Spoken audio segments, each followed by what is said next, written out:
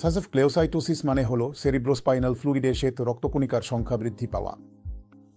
Cerebrospinal fluid সংগ্রহ করা হয় লাম্বার পাঙ্কচার করে, অর্থাৎ কোমরের নিচে সূঁচ ঢুকিয়ে ফ্লুইড বের করে তা বিশ্লেষণের জন্য পাঠানো হয়। সাধারণভাবে সাসফে শ্বেত রক্তকণিকার সংখ্যা প্রতি ঘন মিলিমিটার বা মাইক্রোলিটারে 5টির বেশি হওয়া উচিত নয়। যদি 5টির বেশি সেল থাকে তখন একে বলা হয় সেরিব্রাল সাসফক্লেওসাইটোসিস। যদি এটি 5 থেকে 25-এর মধ্যে হয় তখন একে মাইল্ড বলা হয়। 25 থেকে 100-র মধ্যে হলে একে মডারেট বলা হয়, আর 100-র বেশি হলে একে সিভিয়ার বলা হয়।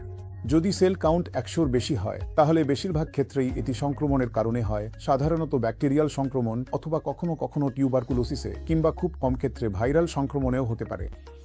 যদি এটি 100-র কম এবং 5-এর বেশি হয় তবুও এটি অস্বাভাবিক। কিন্তু সংক্রমণ ছাড়াও আরও অনেক ডিফারেন্সিয়াল ডায়াগনোসিস থাকতে পারে যেগুলো এই অবস্থার সঙ্গে যুক্ত হতে পারে। এটি শরীরের অন্য কোথাও ম্যালিগন্যান্সি, ক্যান্সার থেকে হতে পারে, যেখানে ক্যান্সার মেনিনজিসে ছড়িয়ে পড়েছে। এটিকে কার্সিনোমেটাস মেনিনজাইটিস বলা হয়। এছাড়াও এটি অন্যান্য অটোইমিউন এনসেফালাইটিস অবস্থায়ও হতে পারে, এবং এটি স্ট্রোক, এমনকি মাল্টিপল স্ক্লেরোসিস বা ডিমাইলিনেটিং ডিসঅর্ডার্সের রোগীদের মধ্যেও দেখা যেতে পারে।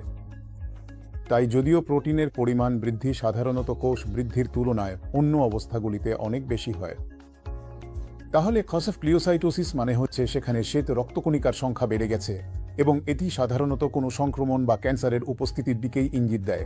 এটাই আমাদের বিবেচনা করতে হবে।